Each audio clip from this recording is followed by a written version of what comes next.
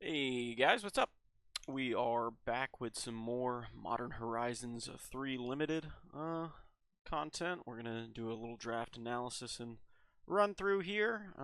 Last time I was on, probably about 3 days ago, I was ranked number 3, and hopping on now, I'm in the 50s. So that just shows you how quickly the pack moves and how much you have to stay on top of it to be in the upper echelons here in a permanent sense.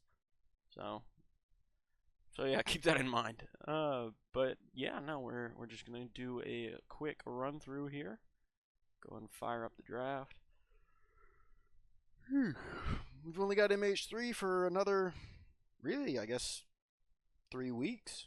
Bloomburrow's coming around the corner, and I can't say I'm gonna be too happy to see it go. I know there's the big writhing chrysalis debate on the format, but I really don't think it's all that problematic. I think people don't prioritize removal enough in the format because of how powerful the synergistic decks are, and as a result, the chrysalis seems better than it is.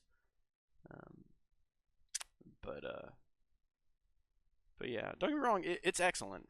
They should have diminished it in some capacity. If it was just one Scion, it would probably be more balanced. But then again, that makes it probably worse than Eldrazi Repurposer, because Eldrazi Repurposer is only the 3 mana, and you wind up getting 2 Scions out of it in the long run, anyways. Um, but yeah, yep, yep. No, I don't think we'll be playing the Phyrexian Tower. I think it's a pretty easy Wastegate Battle Mage. I think this really, at the end of the day, has turned out to be the Eldrazi deck's best all-around piece of quality work. I mean, it's so good against the enchantments and the artifacts in the format. Just a 3-drop, you get yourself a 2/2 and exile. Not even destroy, exile any artifact or enchantment. Is really, really good. The blue part of it, a little less so. It's still solid, and there are times where you'll cast this for 5 mana and blow up an artifact and, bounce their biggest thing, and you do feel pretty good, but I think it really, at its baseline, is best as a 3-drop that destroys an artifact or enchantment. Well, we're a little bit on wheels here so far. I think this is a bit of a close call between the color and the Thrasher. I think the Thrasher's really, really solid, but I think, when you're an Eldrazi, pretty much for a fact you're going to be in green. You'd like to be green-red, but sometimes you wind up green-blue. But almost never do I wind up blue-red Eldrazi. So I think sticking with green is the way to go. Toon narrative is of note. The landscape would be decent, not great. Unfathomable Truths, good enough card, but not compared to the color. Okay, well, once again, nothing complex here. Drowner of Truth is just really, really good. Yeah, I mean, I don't think there's really any sort of competition in this pack. Shapeshifter has moved up a little bit in my pick order, but not by much. I'd still say it's like a C to C minus card, but you'd be surprised how many times you drop this thing as no 12. Because it really does just suck up pretty much whatever they have.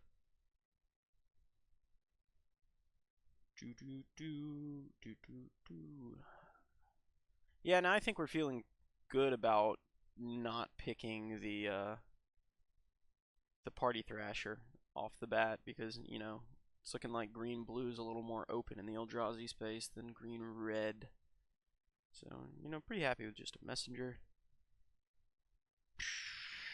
This pack's a bit more duddy.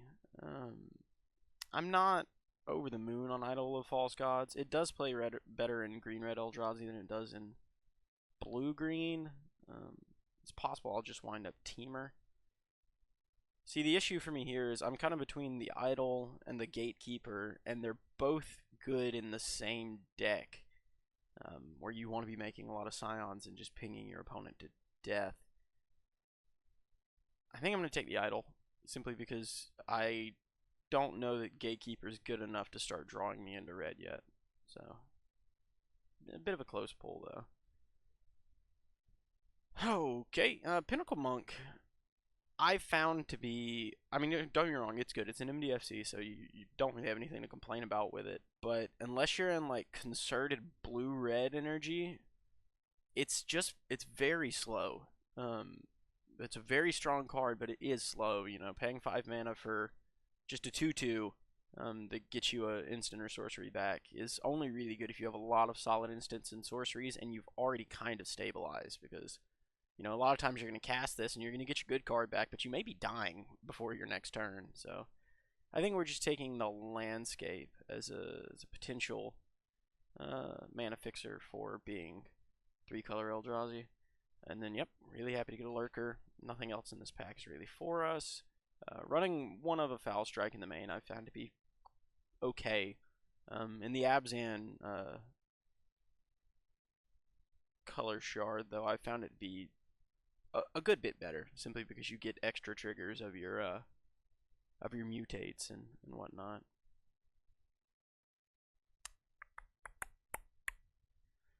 Okay, we're between a Rumble and an Oozewag and a Landscape.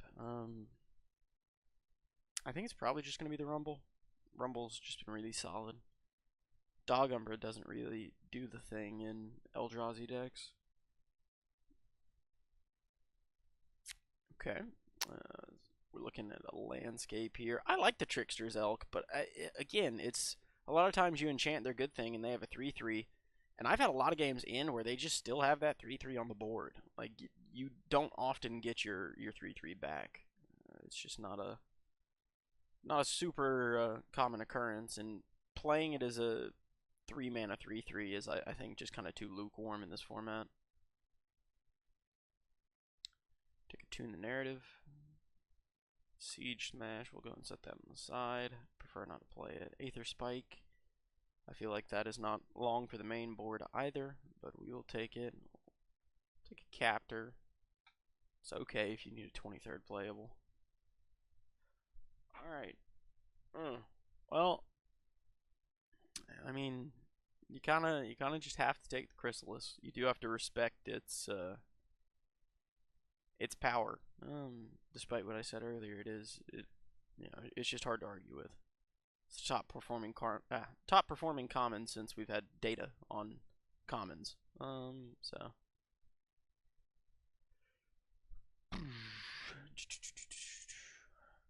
Kozilek's Unsealing is good as well, but we're far more liable to wheel that, and it's also a far more finicky card than Chrysalis. The floor on Chrysalis is just so much higher. We'd be happy to wheel the Lurker. We'd take a Rush of Inspiration at this point, since it's looking more likely that we'll be red. Well, you know, once more, here we are. The Unsealing is kind of just too good paired with Chrysalis not to take here. Also, given, you know, how many other Eldrazi we've already kind of started to rack up. We've already got 2 7-drops. The Repurposer would be really nice, but I think the Unsealing is kind of where we're at here. It's hard to say. I mean, I think the Unsealing is more likely to wheel.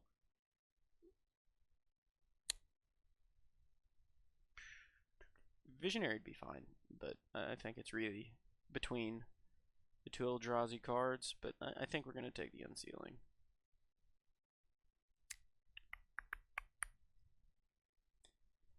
Worth noting, we have no removal yet, so the Fang Flames would actually be pretty decent, but so far we're just barely touching red, and I think that's the way we'd like to keep it for now, and the Messenger is a good enough card on its own merits to hedge out over the flames in this situation for me.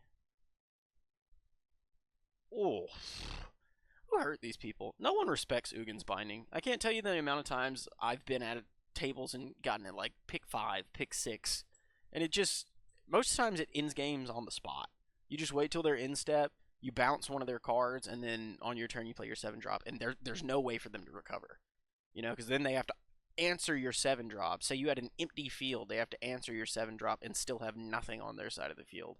And often in the Eldrazi deck, you do not have an empty field. So I just like this is in a set full of not many good rares and mythics. I think this is a bomb mythic. It's one of the better cards in the set. Okay, a little less exciting. I'm a little lower on Sink into Stupor than I was.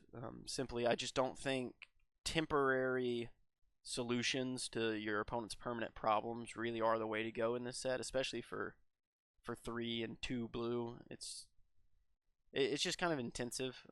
I do like it once you've already kind of stabilized on the board, just to stave off your opponent's, final threat as you're swinging for lethal. But I think the Brood scale's just that little bit better. Also, it making Scions to sack to the Chrysalis is also good. Royal Cartographer's not really what we're doing. Neither is Reckless Pyromancer. I think it's probably just an Unfathomable Trudes. I'd be happy to take the Seeding Landscape, but I think the Trudes is the card draw we need at the moment. We don't have any excess card draw as we stand. And another Drowner of Truth. Are we the only Eldrazi drafter at the table? If so, that's wild. But in the past few weeks, Dimir has gone up in the pick order, and energy's always consistently been solid. So I don't know. Maybe people are too afraid that they won't be able to get a full deck. Again, we're still low on interaction. Otherwise, I think I'd be taking the Evolution Witness, but really the only removal we have is the Battle Mage and the Ugin's Binding. So I think we're going to take a Demon Inferior here. And we wield the Rush of Inspiration. So there's no other heavy energy, at least blue-red drafter at the table either. Or a concerted... What's going on?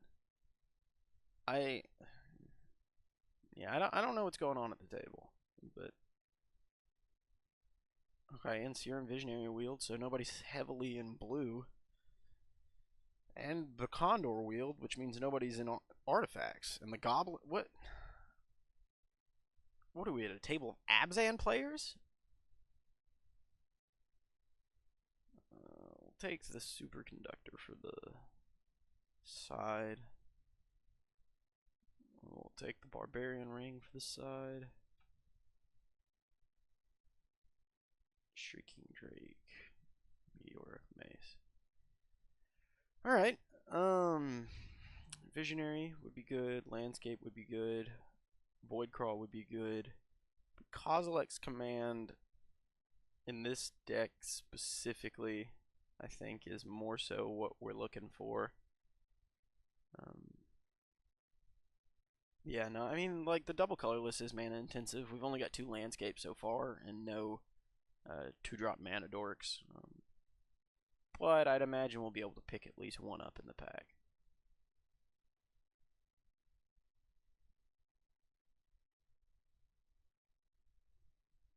See, this is a situation where I quite like Foothills, but I think that Tranquil Landscape's the pick because it can also produce colorless when we want it to. So, yep.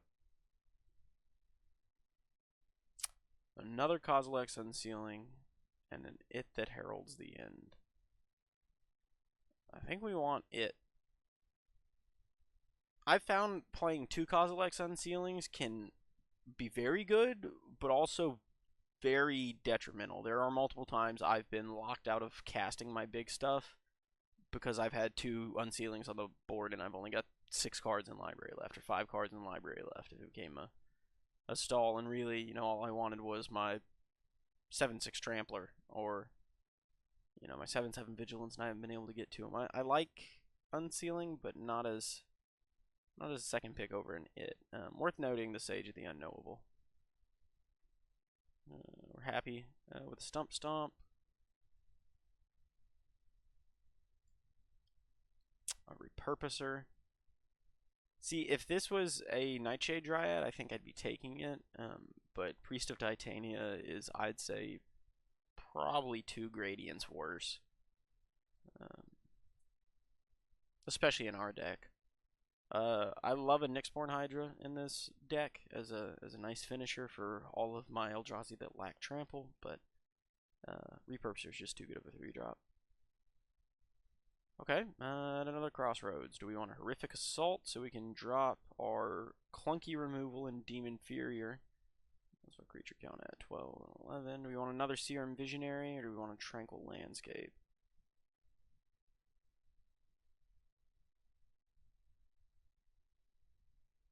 I think we want another Serum Visionary, actually. This is bad pack for us. They get another Foul Strike to the side.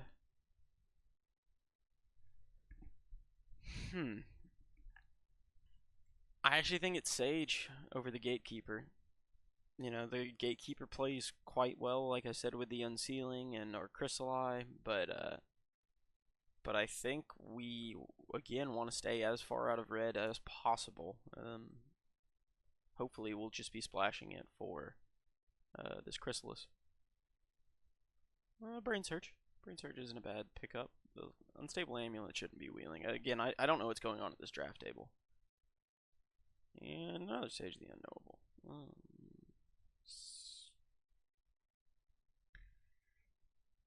Take another Smash for the side. We'll let somebody have their last pick. Watchdog. And Vexing Bauble. Yeah, no, this, I mean, I wouldn't say this was that complicated of a draft, you know. I feel like we did well given that we took our blue-green, or we rather took a green card over a good red Eldrazi card early on, because I think it made more sense given the base of the deck, but really we're pretty heavily blue here. You know, we've got some green, we've got a eensy-teensy bit of red for the Chrysalis, but I think this actually turned out quite well. We're not really going to be stressing our mana base too much. We got a Rush of Inspiration, we got a Stomp, got 2 Drowners of Truth. We'll probably be dropping 2 lands, so that's also nice. So 3 of our tap for blue, so we'll drop a blue, and then 3 of them tap for green, so we'll drop green.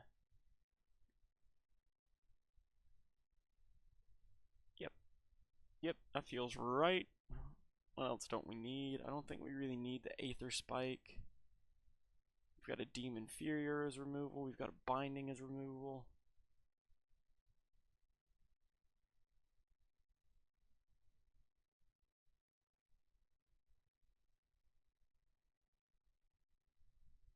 You got the Wastegate Battle Mage as quasi removal.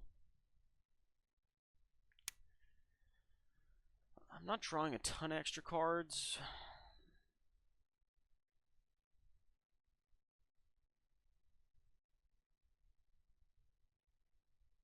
suppose that's not true. I've got 2 Serum Visionaries and I've got an Unfathomable Truths and a Brain Surge. What's my creature count at? 15 and 11. I think I'm between dropping the Idol of the False Gods and the Tune the Narrative. The thing is, I only wound up with 3 colorless sources in my lands, at least. I mean, I've got 2 Sages of the Unknowable, but who's to say how consistently I'll be casting those?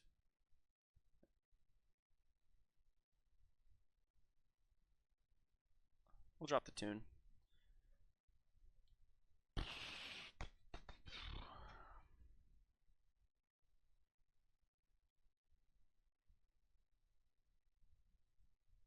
Who hurt these people?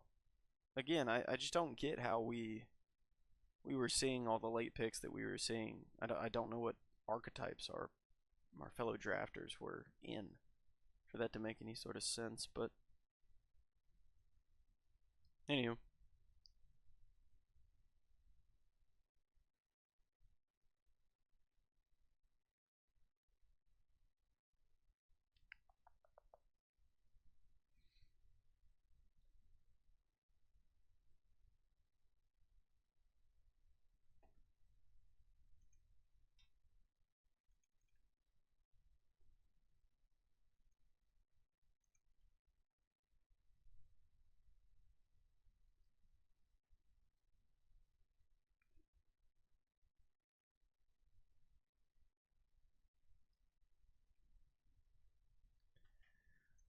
we're off.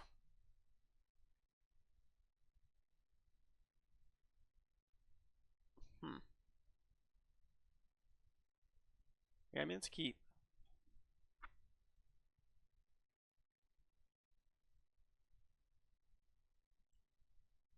Go and get our green source.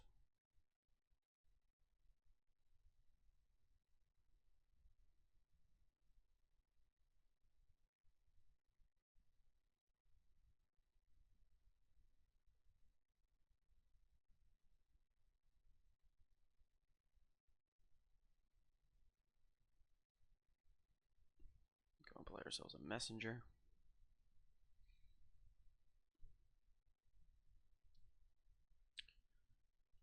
Conduit Goblin. It's a bit terrifying. Always good to see a piece of interaction.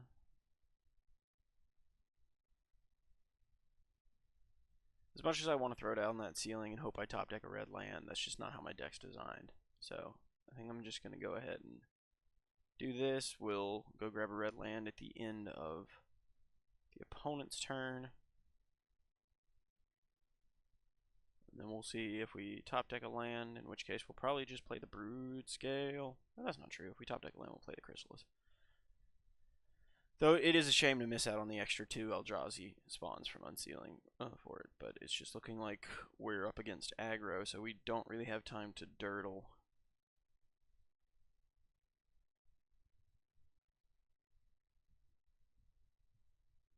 It's a lot of damage.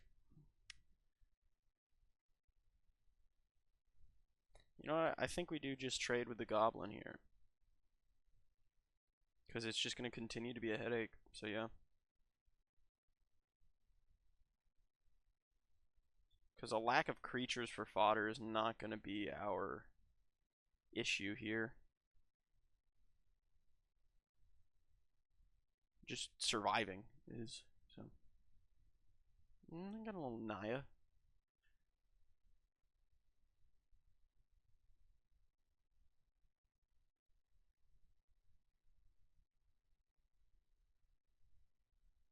I will say in this set, I do quite like the number of cards that care about what you're doing with atypical permanent types, like, you know, lands, for example. Like Skittering Precursor cares about your fetch lands.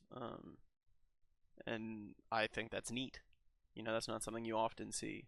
Same thing with, like, Breaker of Creation isn't non-land permanents, it's just permanents that are colorless. So, once again, your lands are a pivotal part of that equation. Won't swing. Alright, so in a certain sort of way, we've already kind of crossed the threshold.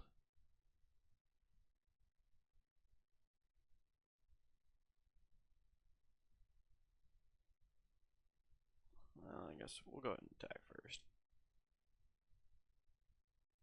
Kraken for 2 in the air. Will Repurposer. Wheel Unsealing. Go and grab some counters on the Chrysalis. And turn.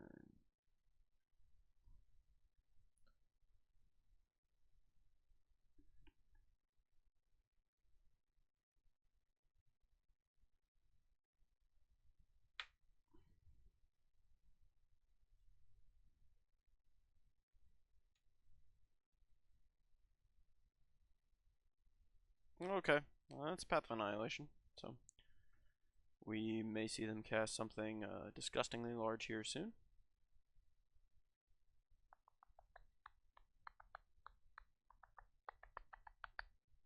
Ooh, Witch Enchanter. Okay, well. Goodbye, Unsealing. You didn't do anything for us, but we won't hold that against you. Oh, what a top deck.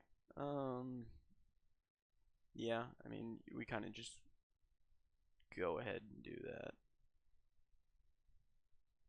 We'll gain another Scion off Emrakul's Messenger. That was just a really, really solid Top deck. Man, no lands. It's crazy. Yeah, I don't think we're playing the Drowner as a land. I think it being a 7/6 that gives us 2 more spawns is just too good at this point in time.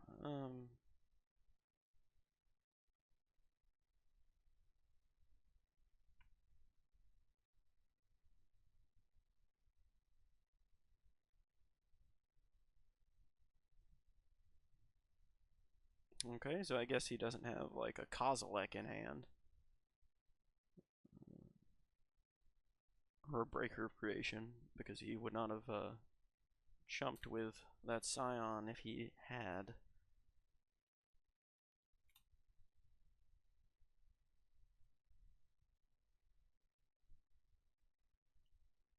Yep. Once more, nothing. Let's go ahead and play the Drowner. Pump up the Chrysalis. I think we're going to go and start swinging with it. Because at this point, he really can't block profitably in any sort of regard. And we have enough blockers of our own to not get just ruined if he has something good in hand. And now we're swinging for lethal, so he has to block with something of value. I mean, he can mutate one of the Brood Scales and block the 7/8, but he's still taking 5.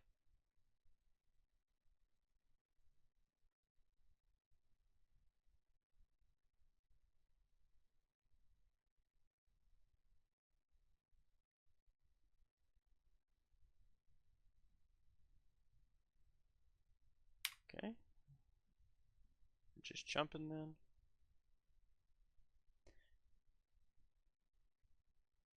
Jumping and trading.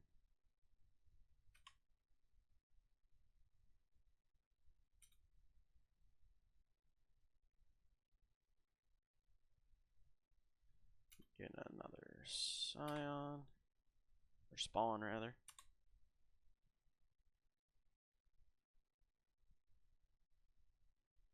And we get yet another Spawn as a blocker if need be.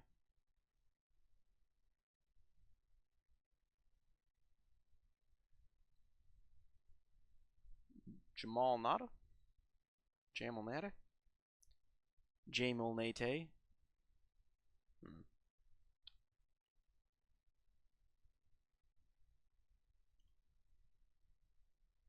Okay. Pretty good. One of the only semi-competent answers to Chrysalis.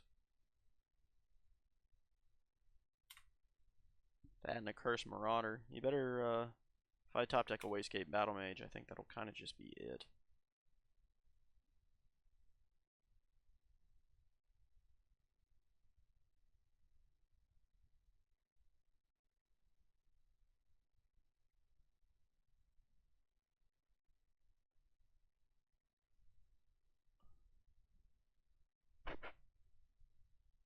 Go ahead and draw ourselves a card. Nope. We've passed the point in the game where those are of any value.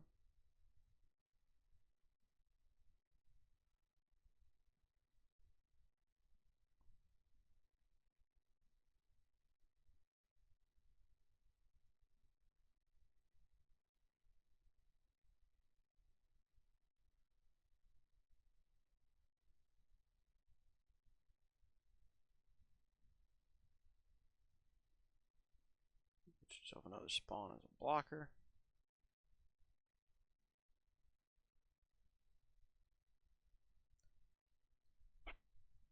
And I think now we're deeming. Let's see, 1, 2, 3, 4, 5, 6, 7, 8, 9, 10, 11, 12, 13. We'll go combat, we'll attack.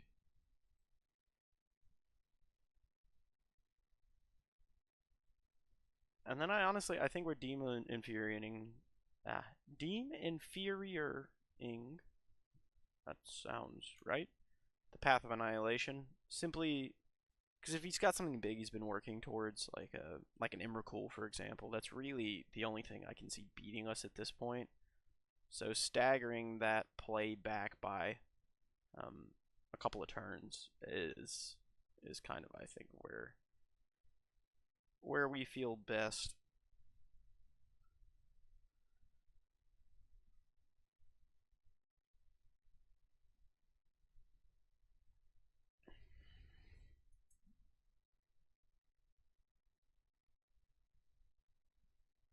Yep.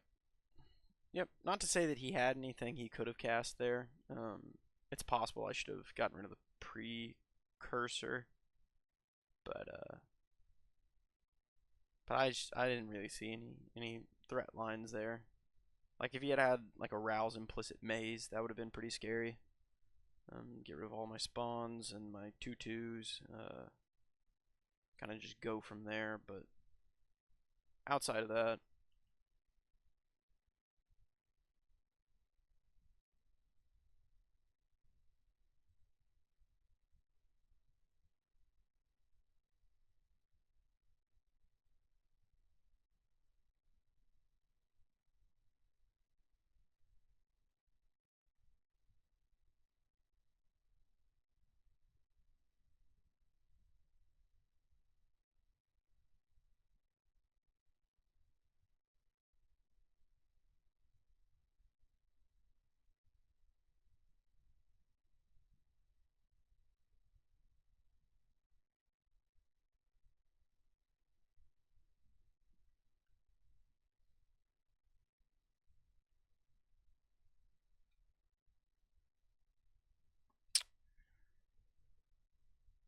this is a bit tougher.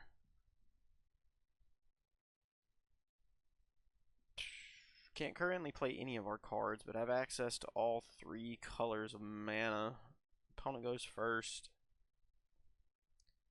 Yeah, this is one of the hedge case scenarios where if it heralds the end and Wastegate Battle Mage feel quite bad. That was a really good top deck though. Yeah, that Sage of the Unknowable kind of unlocks the rest of our hands. Or our hand, we're gonna get to blow up that quest for the Necropolis before it becomes anything worth worrying about. Yeah, Malevolent Rumble as well. Another good top deck. That's where like cards like Sage, especially in the Eldrazi deck, really do just balance things out. Again, it's not as good as the Nightshade Dryad, but it is an 0/4. So I mean, it is substantially less susceptible to removal. Um, so that part of it is nice.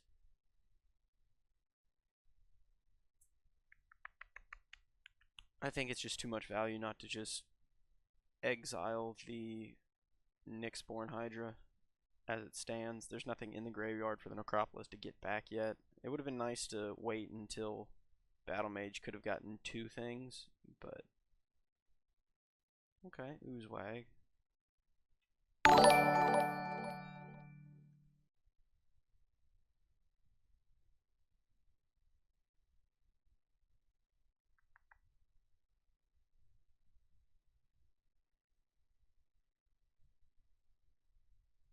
Got a chat. I'll respond to that in a second. I think I'm probably just Unfathomable Truthsing here. Kind of level out my next couple of turns. So we'll do no attacks. We'll pass. I mean, otherwise I'm playing an It that heralds the end and a Brood Scale, which I mean would be good. You know, pumping everything would be nice, but no, we can afford to just take 4 here.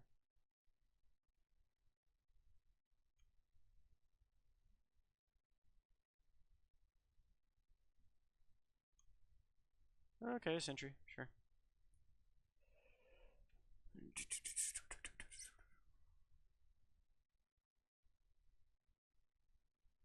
Oh, that's a Crabomination. Okay, yeah, now we're actually a little scared of that quest for the Necropolis. And by little I mean pretty substantially scared of that quest for the Necropolis. Play an island. Go ahead and play a Drowner of Truth. Because, I mean, he's going to get the Unfathomable Truths as an option if I do that. but if I don't do that, he'll get the Drowner of Truths as a potential option from discarding from my hand. Yeah, and I'm much more scared of him getting a Drowner of Truth of his own than I am of the Unfathomable Truths. If that heralds the end, we'll go and play that. So yeah, now here we're kind of worst case scenario of him getting from our hand is the Visionary, probably. Because, I mean, he will recur that Crabomination this turn. It'd be silly not to. He can do it for 1 mana.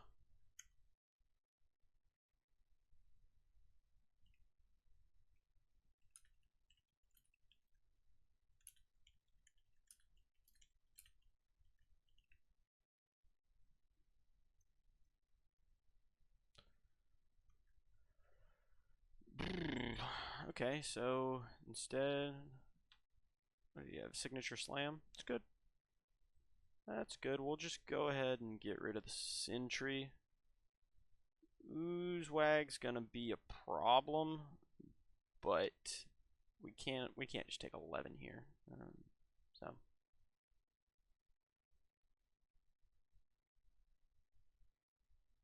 Demon Inferior's actually quite good here. Go ahead and play the Visionary. Make that Inferior cheaper. Don't really want an island. Go ahead and play the Brood Scale. Actually, we'll play the Repurposer and use the spawn we get from that to get rid of the Oozewag. Not permanently. Again, it's not a great solution, but I mean, I probably should have left a land on top. I didn't think about that. He's going to reanimate the Crabomination, and he'll get Brain Surge as an option. I'm not sure that he'll take Brain Surge as an option here. Now, I mean, now he'll just do Unfathomable Truths. Yeah, it's the better of the two options, but need an answer. Emperor Bones, man, this guy just got loaded up on black rares.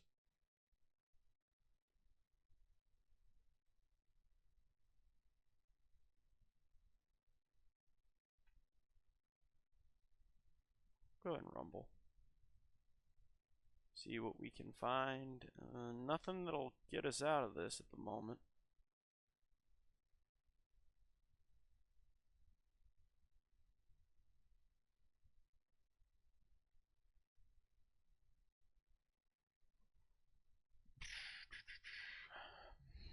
Okay, now we really need to top deck one of our 7 drops. I mean, Drowner, we've played our Drowner. It's gone. Wait a second. Let's see. 1, 2. Why is my... Oh, that's why it's exiled. Okay. Alright.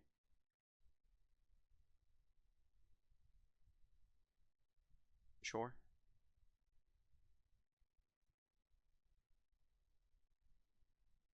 Oh. Double block the Crabomination. Take 4.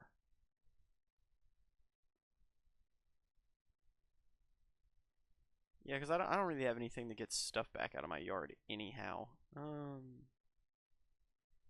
So the Emperor exiling my things isn't too bad. I mean, if he has a removal spell here, that's going to feel pretty bad because the Crabomination will just... There we go. Yep. Wow. Twice the pain.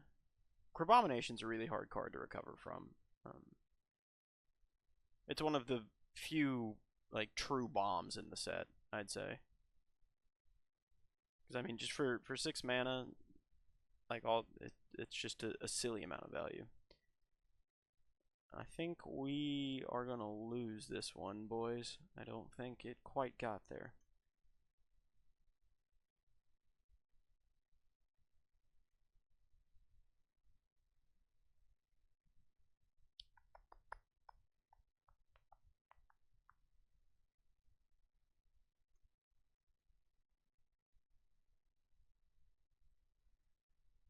Yeah, that wasn't really what we needed at all. But trying to think what gets us out of this. You know, I mean, top decking a lurker would be good. Top decking a drowner of truth would be good. A binding would not be good enough at the moment. We would need to top deck a binding followed by like a drowner, or a drown yard lurker. But that's kind of where we stand at the moment.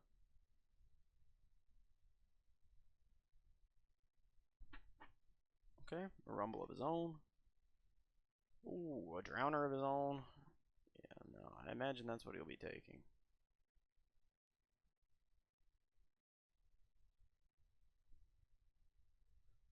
Okay, or not. Perhaps he has a reanimation spell.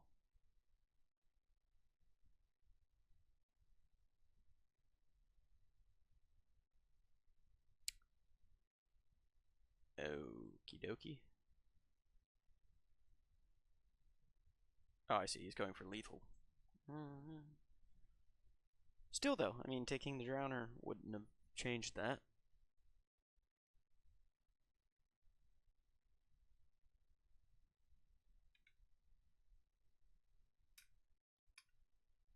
Yeah, I don't know that I make it through this one.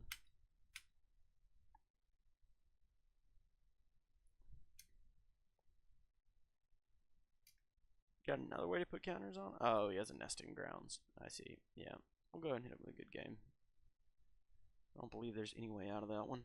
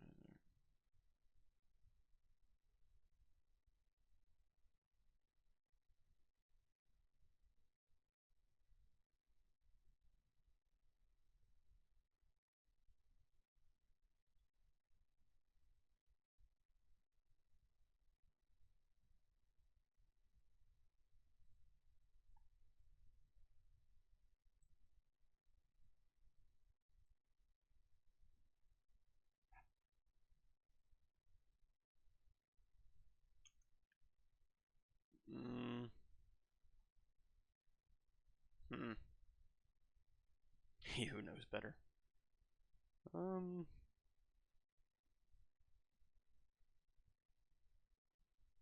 Yeah, the lurker kind of made this a keep. Simply because if things don't go my way, I can cycle it and get my colorless for the battle mage. Man, brother's playing Vexing Bauble in the main. Wonder if he was just short on playables or wanted a cantrip. He's in green. It's not like he's black red and he just needs artifacts. So I don't know. We'll see. Yeah, we have to sage. There's a possibility that it was safer to just do the lurker strategy there in the event that he had like an Aether Spike. But being able to just now set up making a spawn every turn is I mean, it's kind of gross.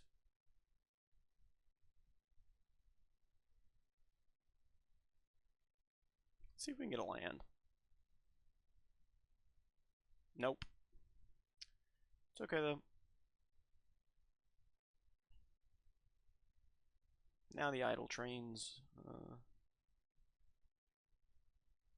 finally underway.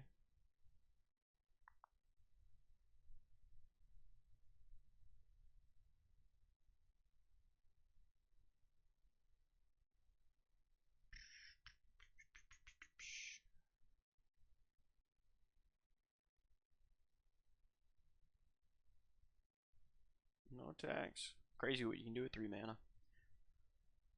3 lands, rather. Ooh, a chrysalis. I tip my hat to thee, good sir. It's mana value, it's not color of any sort, so that sucker will be leaving next turn.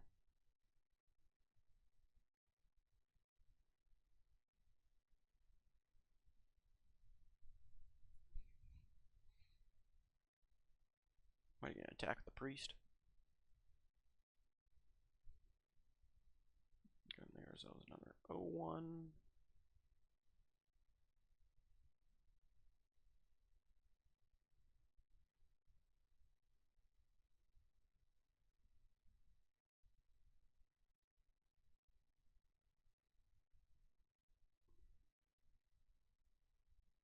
Actually, we kind of want another land. Man, no dice. Dice this time though. That green on top. Make another spawn. And the next turn we can Kozilek's command for a very significant number of spawn tokens. Okay. What's that mana value?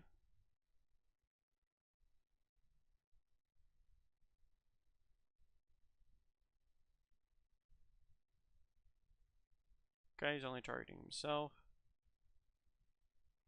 Yikes. Yikes, yikes, yikes. Let's see, 3, 6, 7. So he doesn't have the mana to recast it. But I think we're gonna try and wait until we have the mana to exile it. So let's go ahead and sack. Activate ability. Pass to damage. It doesn't have trample of any sort yet. So what are we working with? We got 1, 2, 3, 4, 8. We need it to be 11. Yeesh. Let's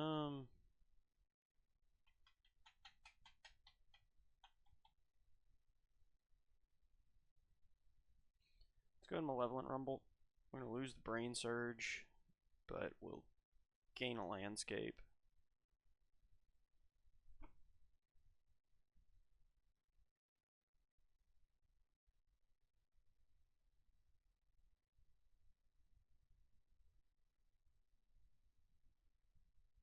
It's very tempting to bounce something. I'm taking an obscene amount of damage next turn otherwise. Let's see. What do I got? 1, 2, 3. I could exile the Chrysalis and make 4 tokens, but that doesn't really solve my problem.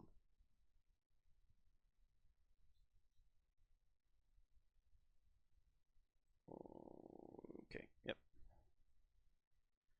May not have a choice. So we'll do profitable blocks here across the board, and then we will Kozilek's command for, like I said, I think 4 each artifact with mana value X or less.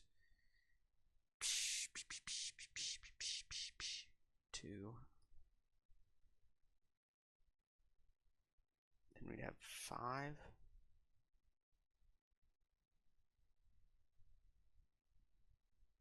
Yeah, with the thinking. 2, and then we'd have 5. Yeah, so it'd still be enough.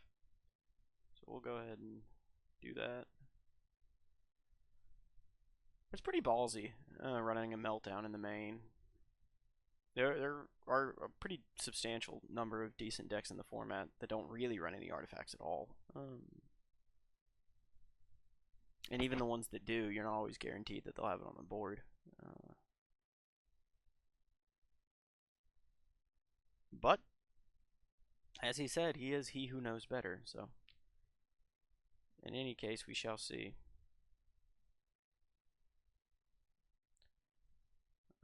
Block, block, block, block. 1, 2, 3, 4. Yep. And then we will exile. And then, man, it's tough. Yeah, I think we kind of gotta do it that way.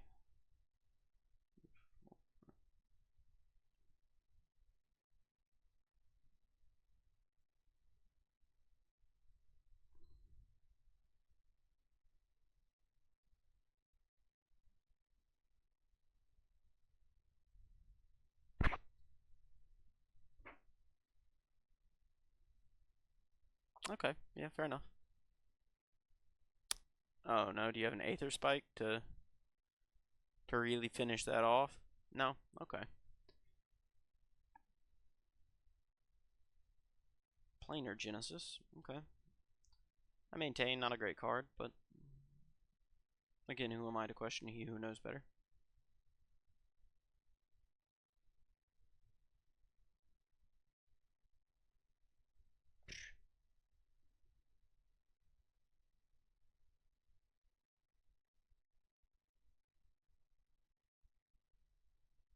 One, two, three, six, three, six, seven, eight.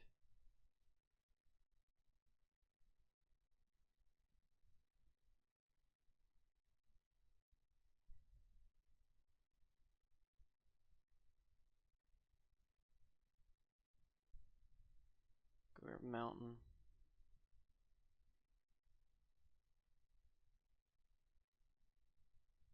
Unsealing.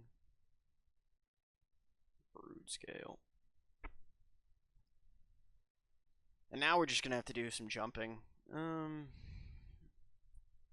think it's possible we'll just chump with the Serum Visionary against the Kozilek here and take 10. Crazy as that sounds.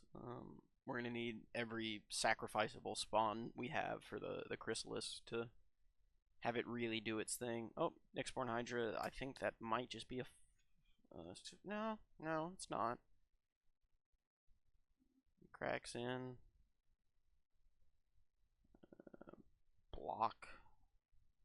Oh, we don't have a choice here. We have to block.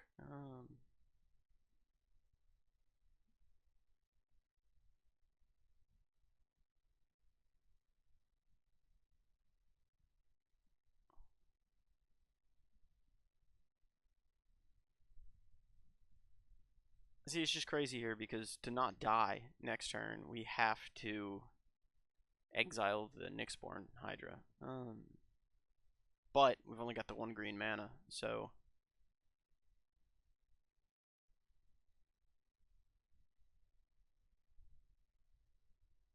let's go ahead and double. We'll exile that, and we'll bounce. Say 3, 6, 8. He's got enough to replay it.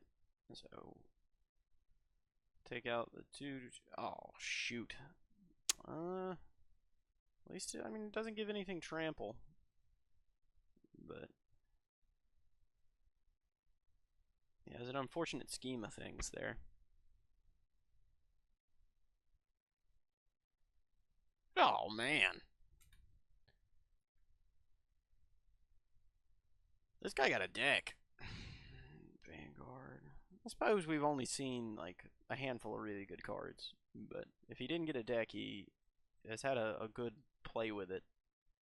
Yep. Yep. Make it as much damage coming through as you can.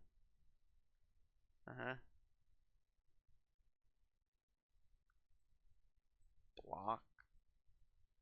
Block. Block. Yucky, yucky, yucky. Vanguard. Okay.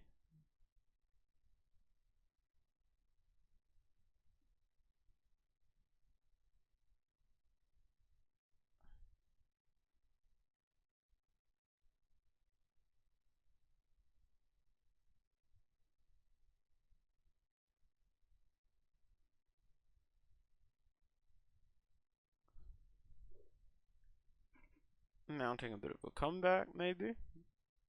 I don't know, we'll see. Draw some cards. See if we can't find a way out of this.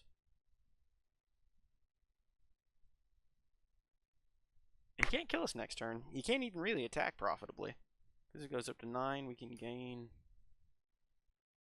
Yeah, no, I mean...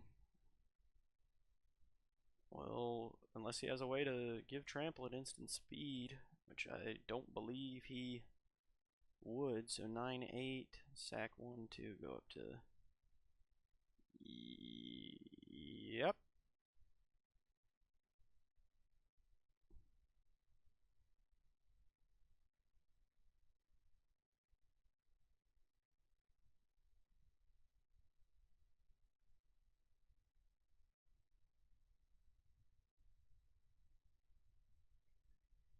If he has a removal spell here, that would be game. So, nope. Okay, alright. We're cooking. Let's tap that like this. 4, 5, 6, 7. Draw. Wow. I guess he saw the writing on the wall there. Well, I guess 9 plus 7's 16. Yeah, we had lethal. I guess he had no response. Why would he swing out? Well, we crawled there. I guess he is not, in fact, the one who knows better.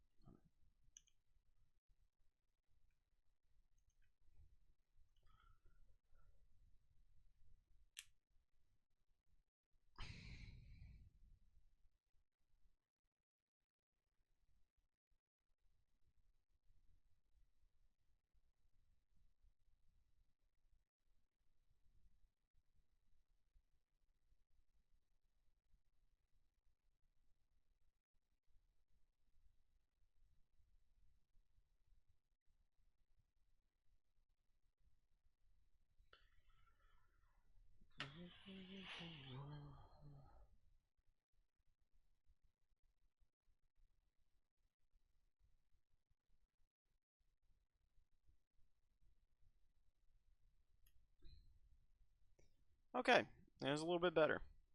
A little bit happier with this opening. Go ahead and bing.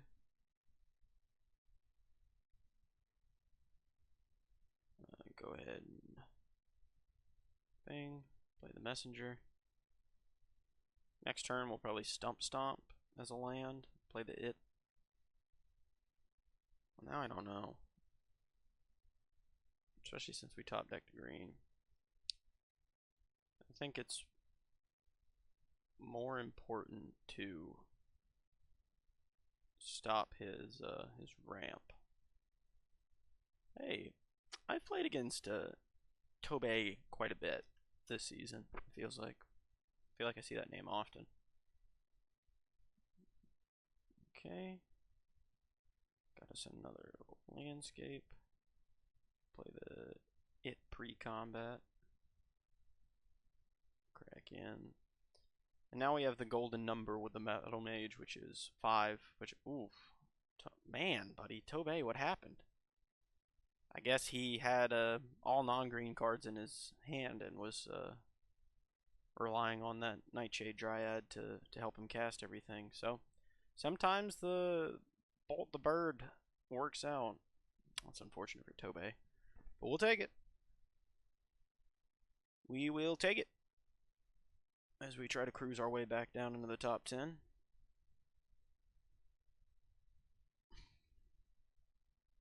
I'm wondering if we'll get another arena open out of MH3. I'd like to.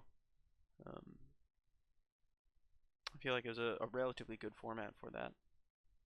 Pretty heavily rewards drafting well, and especially like day 2 of the arena open. Like the people who you're drafting with, they're not suckers. So it's not like you're getting free wheeled Chrysalai.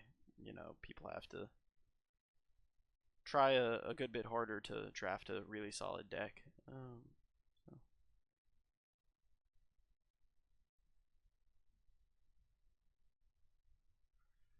Do, do, do, do.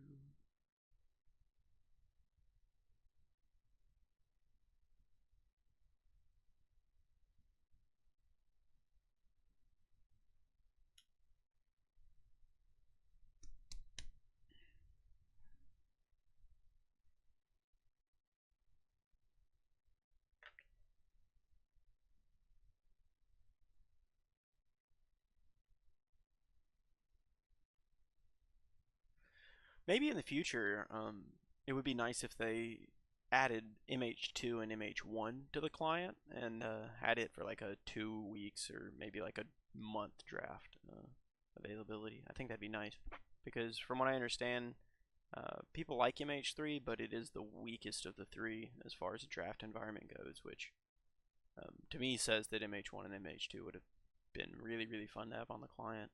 Yeah, that's unkeepable. This is almost unkeepable on the opposite end of the spectrum, but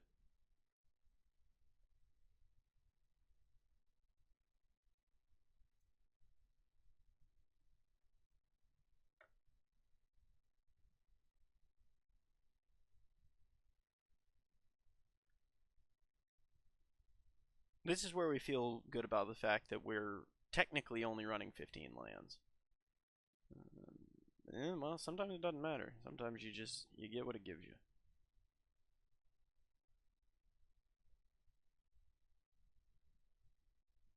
Ooh, the breakdown. Just the turn 3 Chrysalis. Okay. Go ahead and play the idol.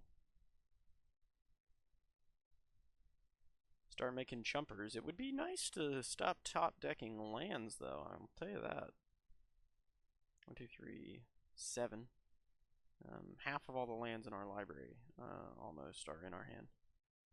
Like 47%, I think.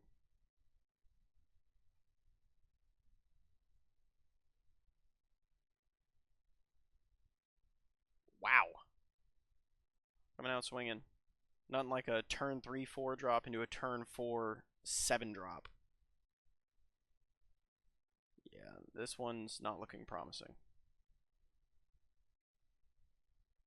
He's going to swing, because why wouldn't you? We're going to make a spawn, because why wouldn't we?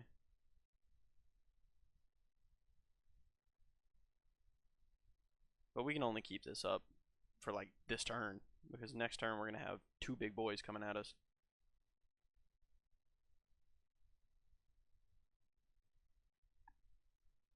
Okay. Okay, that's not nothing.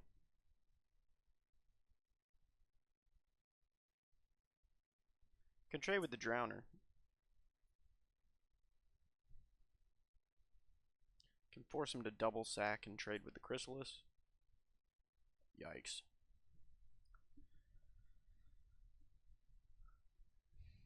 Oh no. Oh, we're done. We're going to hit him with the good game. Yeah, that was an absolutely blistering start for Lunio. Just truly, truly brutal.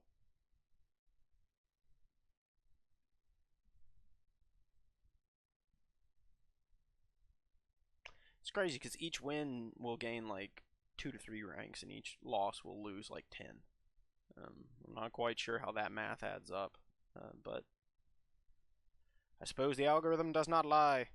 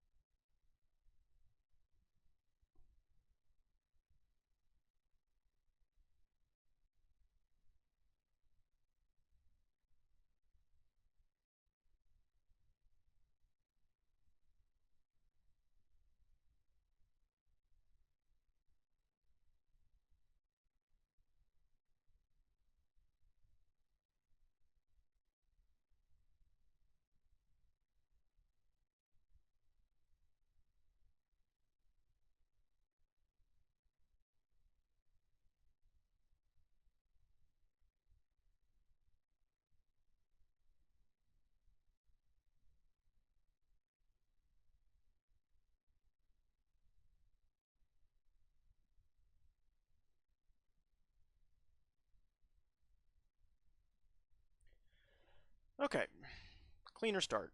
We're on the play, and we've got a pretty good line. We're going to go landscape turn 1, go grab a green, so we can just go messenger, repurposer, and go from there. The brood scale also makes our life a little easier in that regard. Because you don't, yeah, I mean, you don't want to play the battle mage turn 1 anyways. Or not turn 1, turn 2 rather. I've done it in the format when I just felt like I had to. Specifically up against like red white. Um, but no, it's not a common occurrence.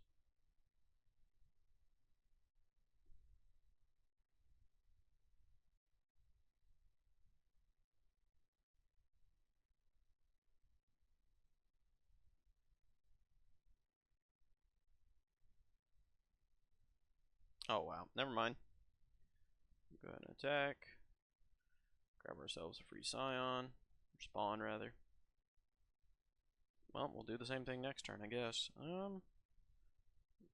We're gonna leave one of those.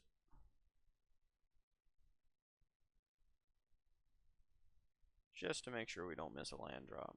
Though I don't really think that's gonna be a problem. It's Dreamtide Whale.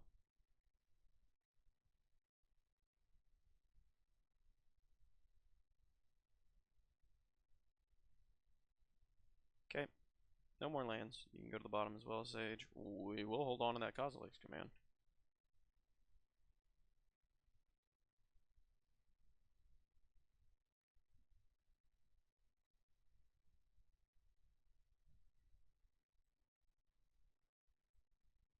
And these are situations where like the Visionary just absolutely stumps cards like the Whale. Because I'm not down on cards. I can just chump. It's gonna be sacrificed at the beginning of next turn unless he can double spell here. Oh, which he might. Riddlegate's good. Sure. Do you have like a Soul Guide Warden or whatever its name is? Gaining lifelink here would be pretty sweet. This is a case where I am gonna instead block and sack. I won't get a Kozilek's command next turn, but I can live with that.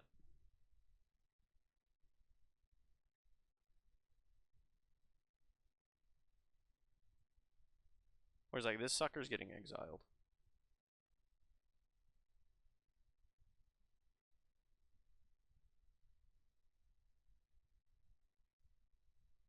Come on, buddy, you gotta have a second spell, otherwise what was the point of all this?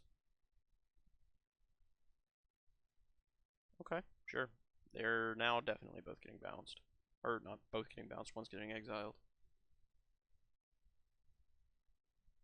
We're gonna go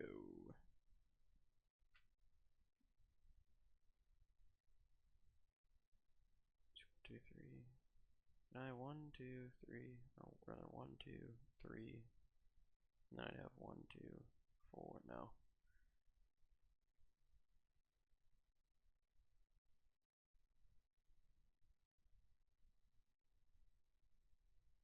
Yep. And you can catch a bounce. And now he's going to be, I'd imagine, panicking a little bit. Because he has nothing on the board. And he's at 10. You know, I think sacking that spawn to keep him from gaining life is going to be big game in the long run. Okay, Dream Drinker. Sure thing. Net that heralds the end.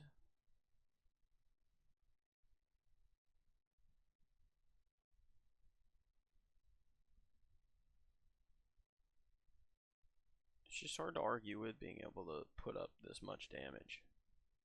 Yeah, go ahead and proliferate. Grab yourself an energy and counter there. It's unfortunate, but it's nothing I can not manage.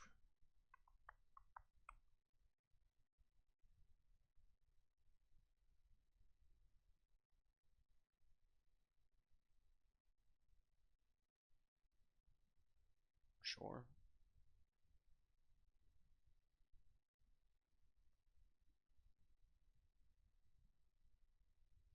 Okay, sure. Swing, by all means. Yep. as I thought.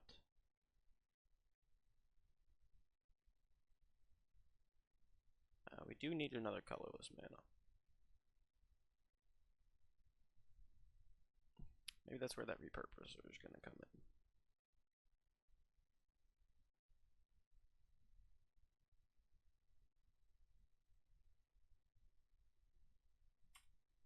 You gotta keep up your double spelling.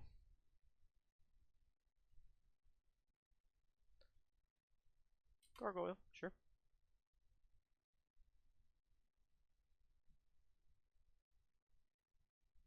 Interesting.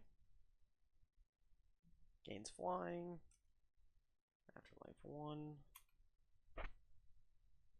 Still no attacks. Brother.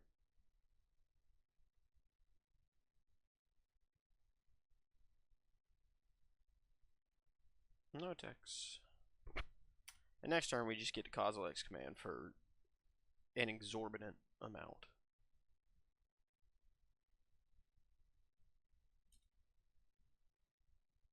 You can't swing in the air, the Chrysalis has reach.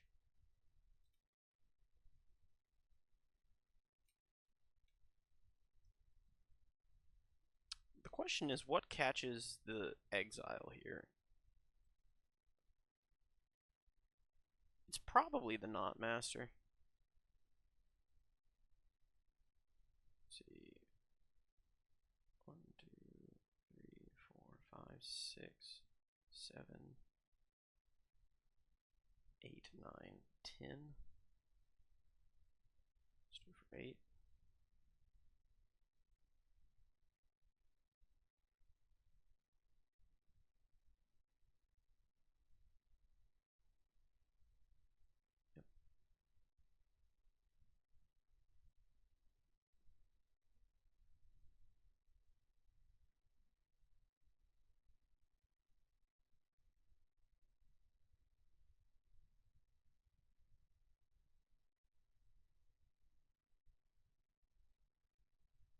And then we just pass.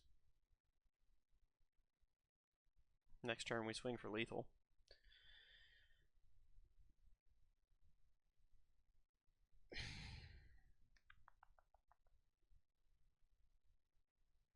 Yeah, unless he's got a Toxic Deluge or a,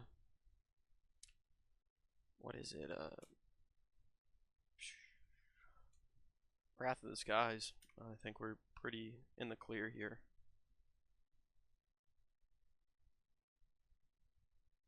Auxiliary? Sure. Sure.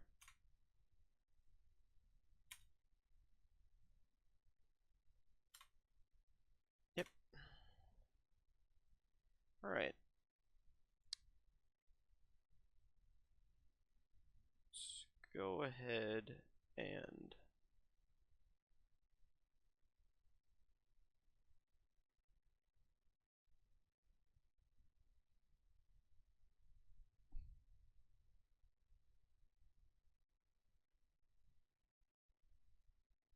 Yep.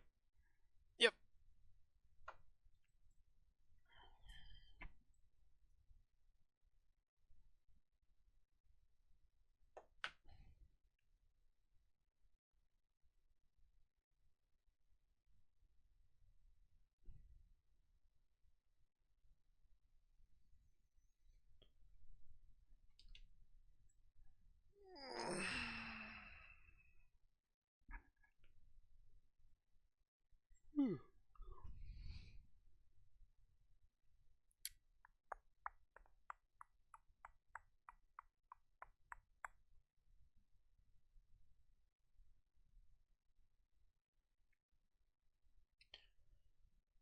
Excited for spoiler season coming up. That'll be fun. First one I'll try and stay completely on top of. I think I'll be doing daily videos for the most part. Put those out over on the YouTube.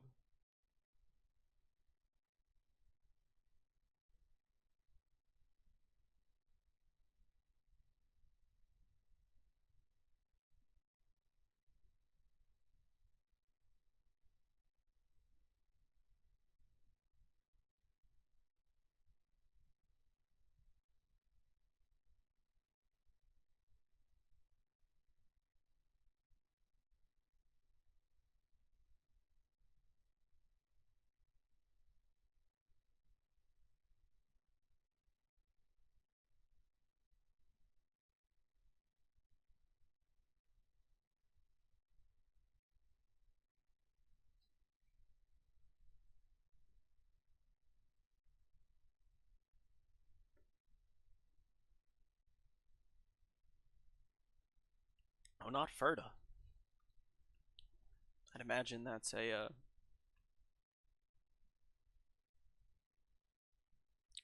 letter can you reference?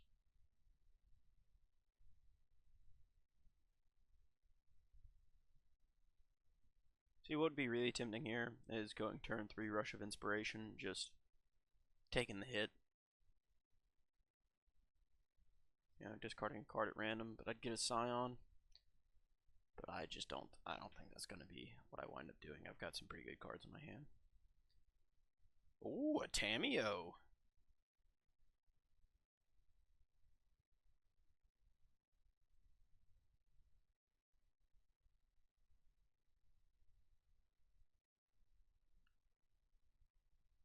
I think Tamiyo is a really solid card.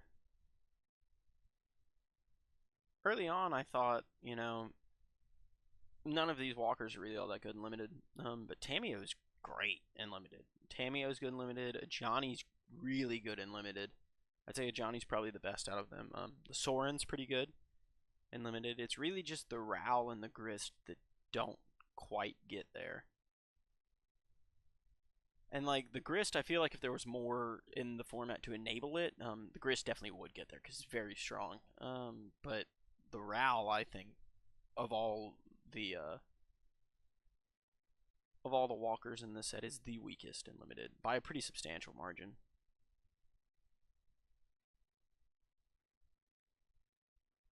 Okay.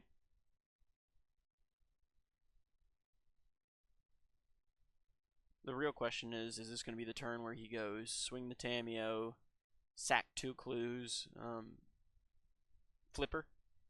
Because it's a pretty good time to flipper. And I mean, reiterating Bolt in his yard is a really solid card to get back with her ability. I've got no aggression on the field as of right now, so. Yep, there goes a second crack. And I'll put, like, Tamiyo just gets so big so quick. That's really what it is.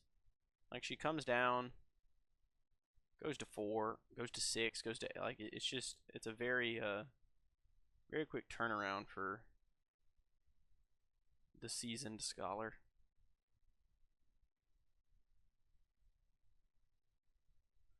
It would be nice if Kozilek's command was a creature or planeswalker, just to have that option.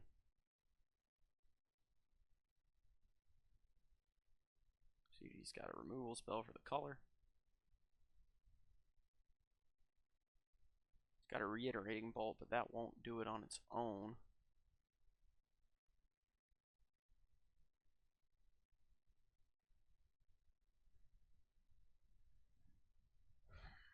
Oh, a chrysalis, as it were.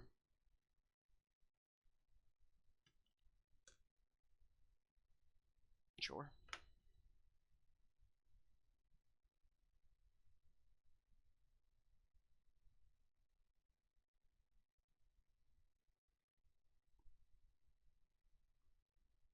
Can we get a creature off of it? We can.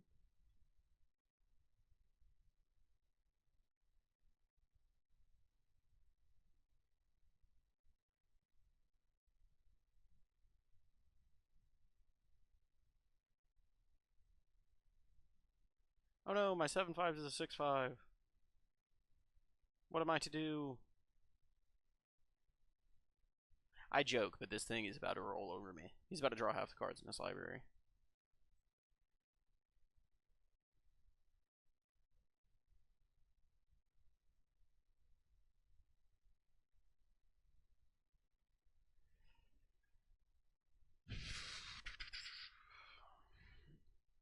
Okay, Brain Surge. Yeah, none of those do it as far as helping me.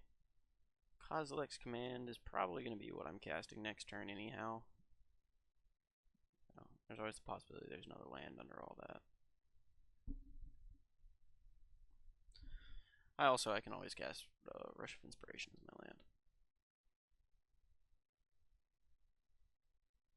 And the thing with Tamiyo too, like the way she's set up, you alter and then you still have her around. You know, she doesn't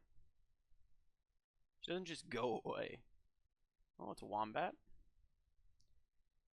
of the accursed variety. Oh, Conduit Goblin, sure. Sure. Uh-huh, indeed. Swing in with the Chrysalis.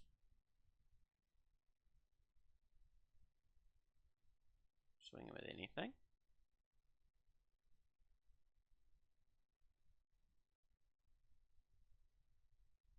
No, good deal. Alright.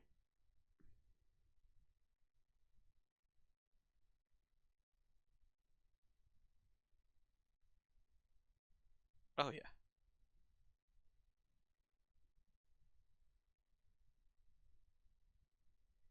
I mean, that's always a viable option. Just overwhelm him with raw force on the board.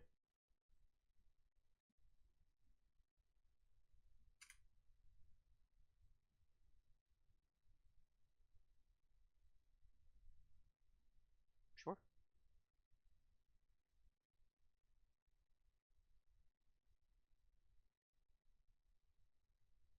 Mm-hmm.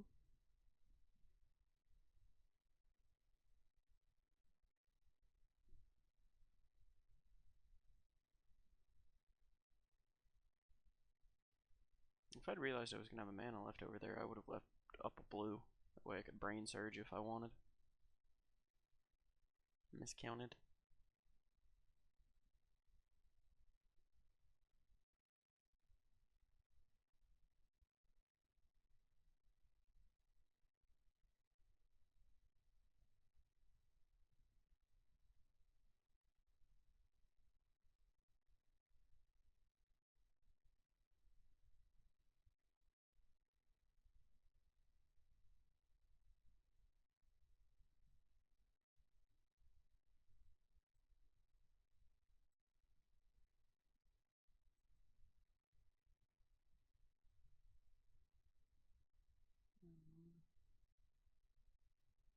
Hmm. Okay.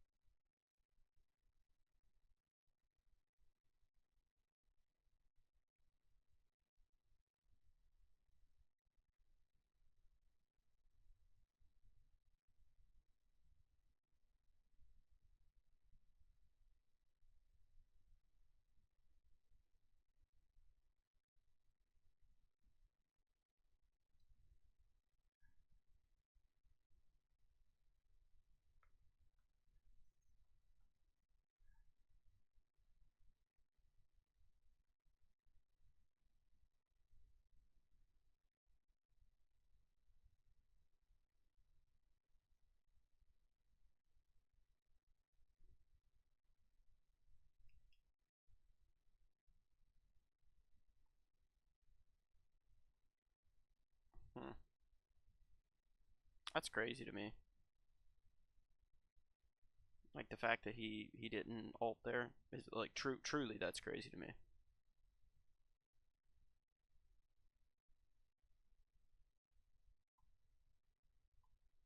Yeah, that can stay.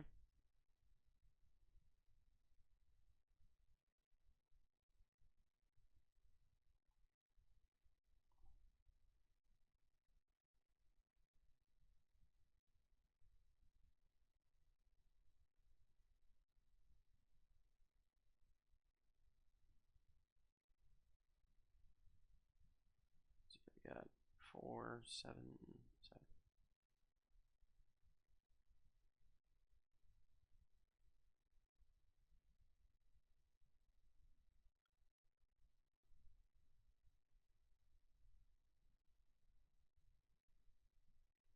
Why would you not ult there?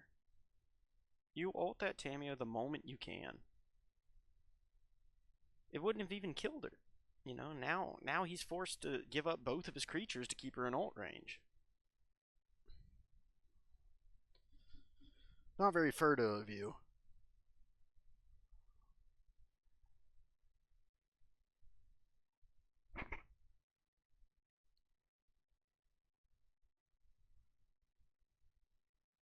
Does he have that weird white flare? It's gonna give all of his creatures indestructible.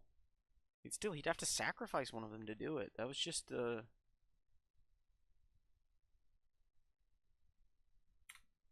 What's going on?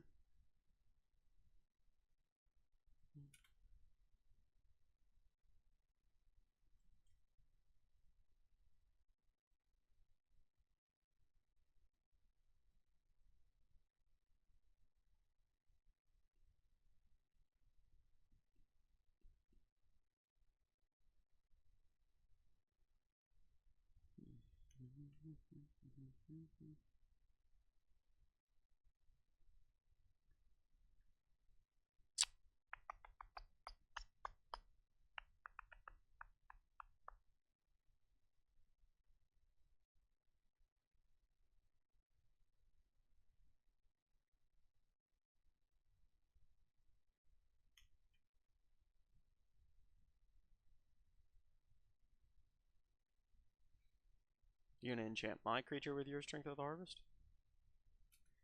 No, I guess you got a double removal here, maybe?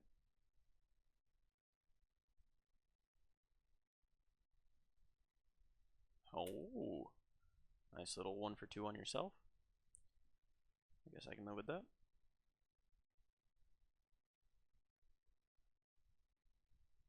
Yeah, I cannot believe that he did not ult his Tameo. This would be a very different game.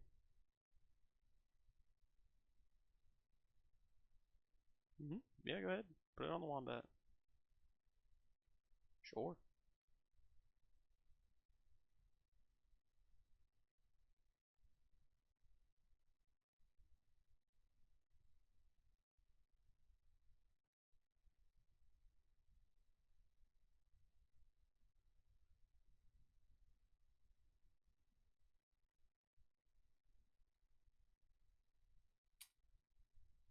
Alright, you can't cast it, but noted.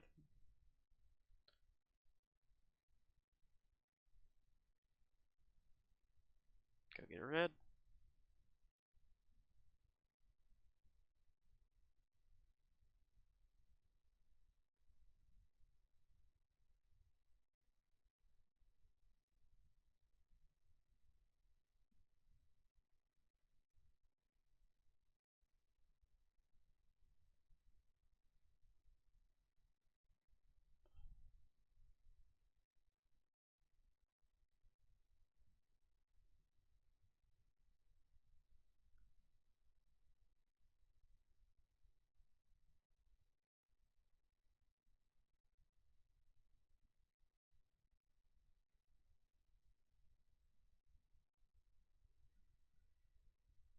Oh, this almost feels criminal. Oh, exile. Bounce.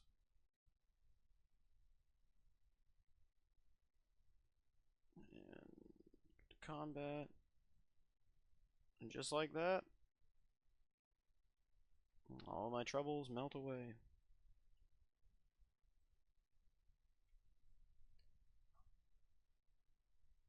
Poor guy. He had this game, I think. I don't think it would have been. I mean, he would have had to fight for it, but if he'd have ulted that Tameo when he could have at the top of his turn, drawn half his deck, found all the answers to everything I had on the board, I don't get that one.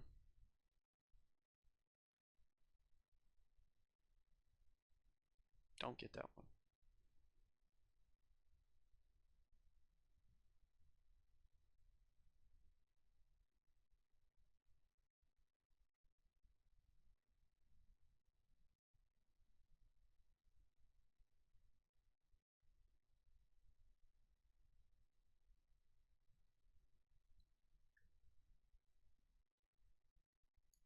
Yeah, a little too late.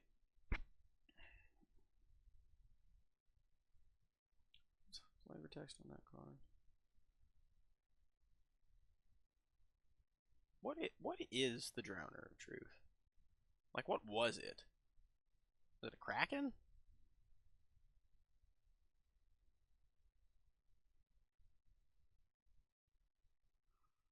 Let's see. Mangini. Oh, there goes the phone.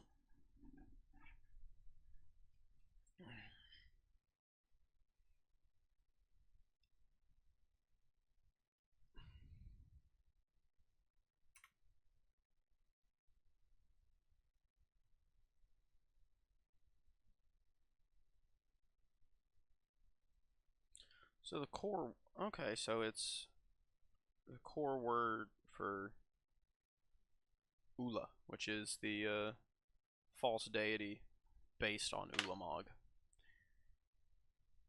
So Ulamog's children would be the translation there.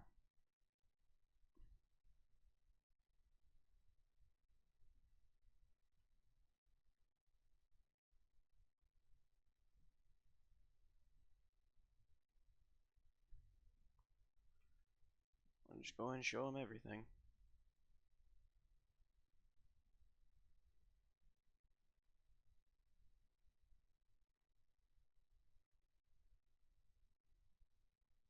Yep. Put back the Purposer. Demon Inferior. Sure. I think that works.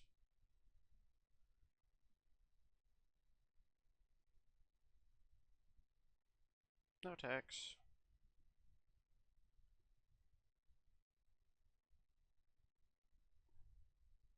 Yeah, I mean, search and search.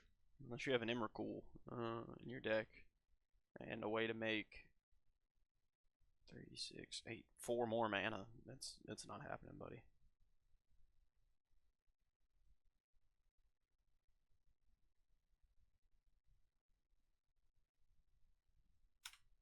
Sure.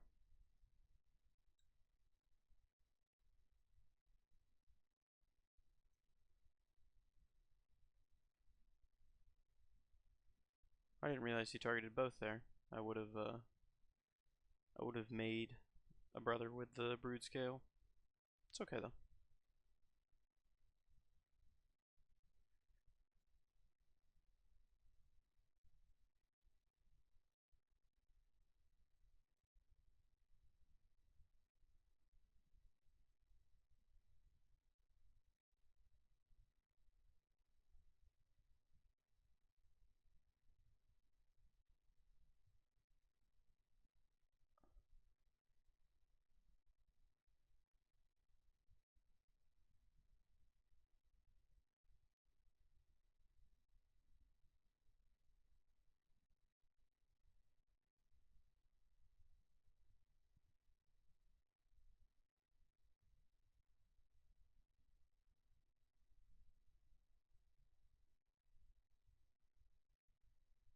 I respect him holding on, but I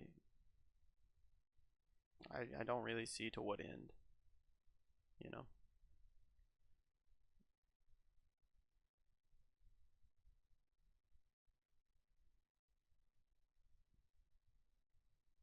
Four, 5, 6, 7. Lurker.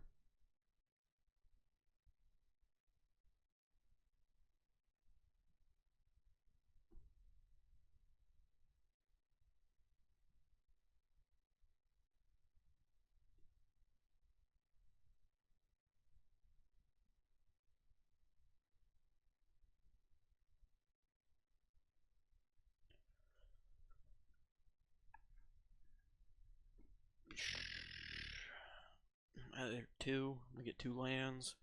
He goes to 3.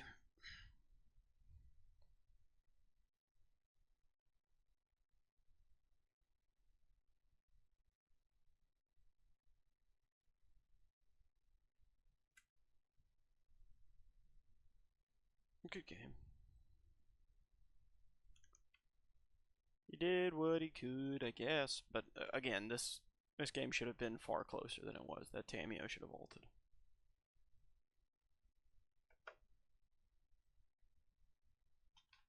Um. Hmm.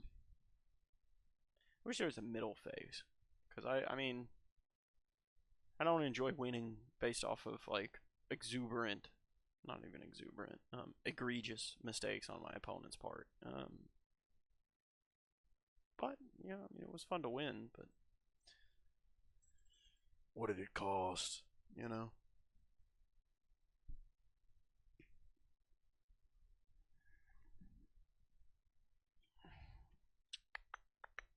All right, 5-2. If we go out here, it's a decent enough record. 5-3, we'll take it, but we'd prefer the 7-2. At the very least, the 6 and 3.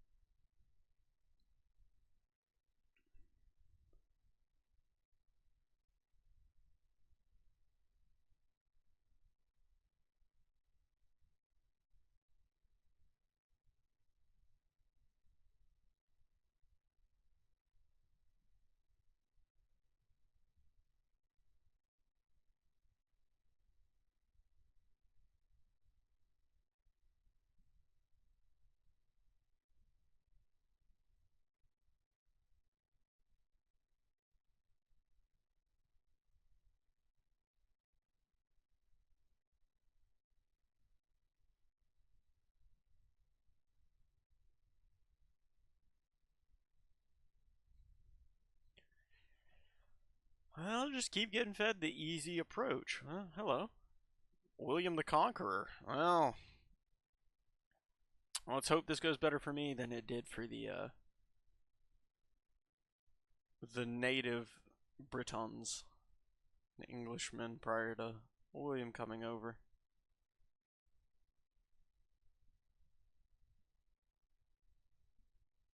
I wonder if this guy's French or just a fan of history.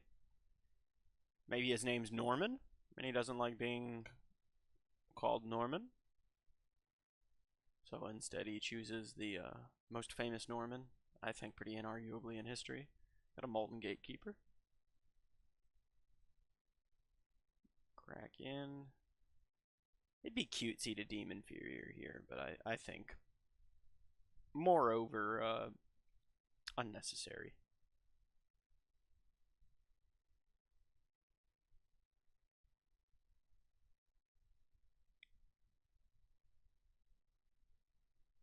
The question is next turn whether or not I Malevolent Rumble or was whether or not I Malevolent Rumble or upgrade the Brood Scale. Oh, well, he took the option away from me. William over there conquering my board. Looks like in a streamlined red-white energy deck, which is quite the deck.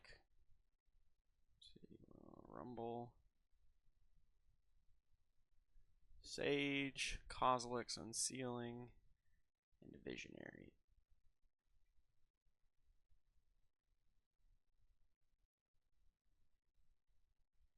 You gotta take the Visionary here. I don't think it's proper close either.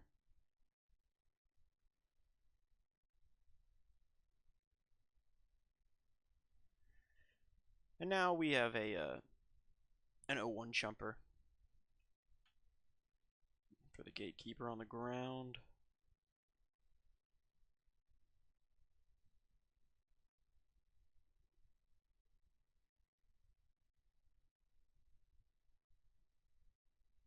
Yep. We're fine with that, conserving our life total. We're going to make 2 more next turn anyhow. I'm surprised on... Okay.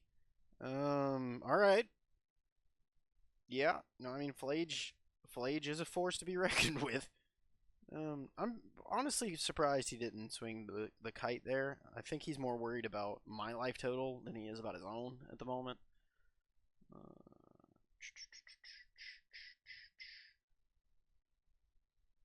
Zero Visionary. Lurker's nice.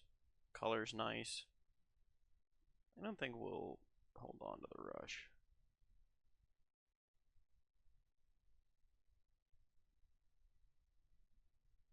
What do we want to bounce? What do we want to bounce? Probably the Gatekeeper. Should have done that post-combat. 4, 5, yep. Yep. I would make that trade as well, William.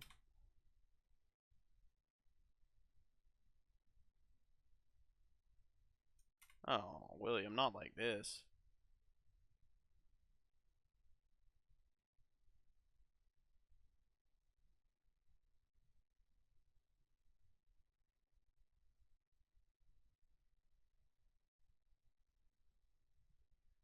Two Fang Flame, unstable. Yeah, I suppose he had such a low curve start. I mean, in his opener, he probably had the unstable amulet, the kite, the Fanged Flames, the amulet. I mean, Feely here is good.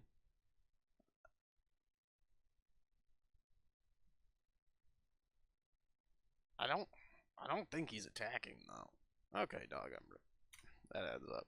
Now he will. He'll get rid of one of my spawns. Because why not? That's what I'd do. Oh no! Okay. That makes sense. He needs land drops.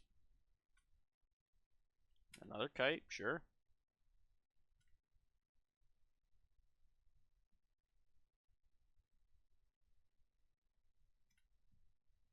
Thought that read 9 energy for a second. I was about to be like, where did he get 9 energy? But no, it's just 2.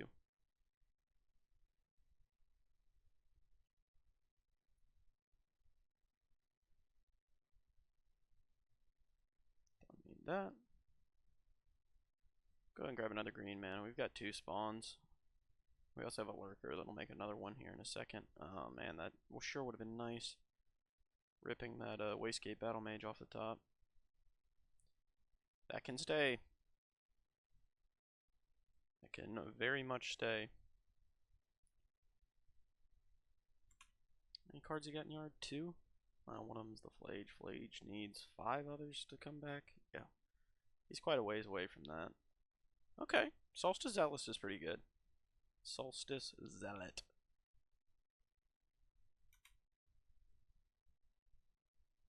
Oh, okay, I see. He's going. He's going for it. I mean, I respect it, but and maybe it is the best way to go. We'll see. He won't be able to swing Felia this time, though. Not just the Reckless Abandon, at least. 4, 5, 6, 7. Yeah.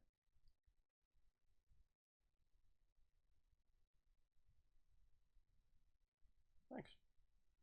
Attacks. So Felia getting to swing with Reckless Abandon is over. Unless, of course, he has like an exile effect for the color or the lurker. Or like 2 damage spells.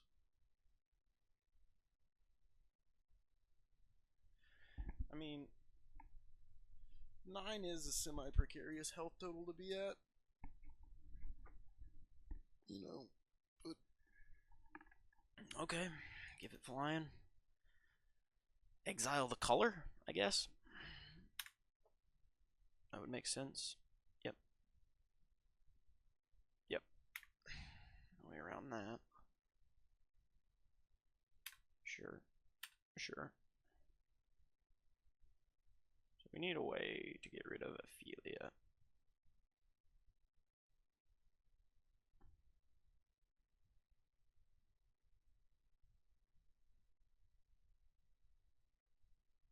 Yeah, we'll take that.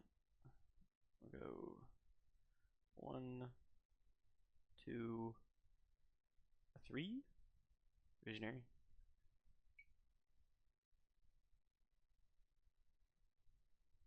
Mm-hmm. Maybe battlefield. Is it creature? No, it's just color spell.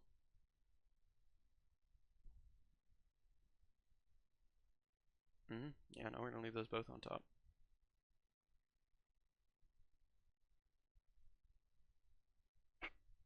Or rather, we'll undo that because we're gonna want it for the Kozilek's command.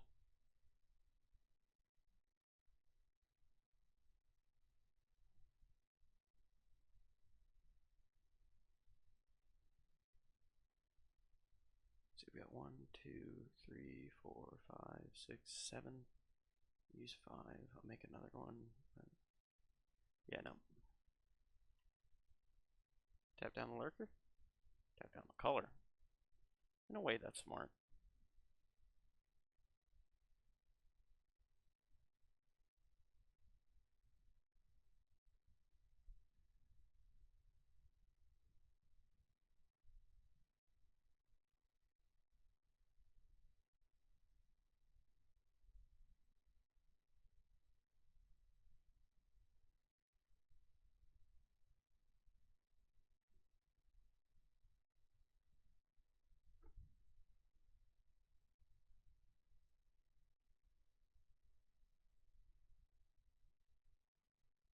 It's permanent. I could have hit the mandibular kite and blocked with the lurker. Just killed his Philia outright, but...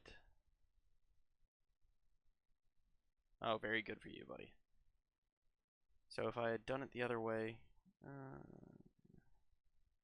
yeah, no, congrats. Good game. Good game. If I had Unfathomable Truths, I'd have been 1 mana shy on being able to stomp and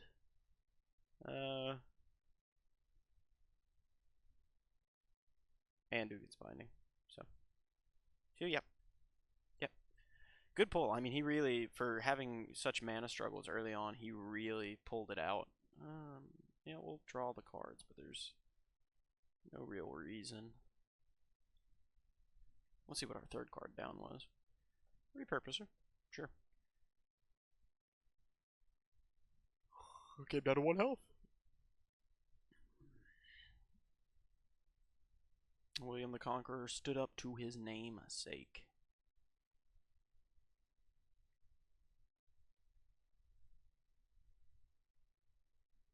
Alright, 5 and 3, not terrible. Not great. We're not stoked with it, but we'll take it. Here, go ahead and try and wrap up our... Where are we on? Wait. Fortune. 3 more to go. Open packs. Open packs. Grab us some gems. Alrighty. Well, thank you guys for tuning in.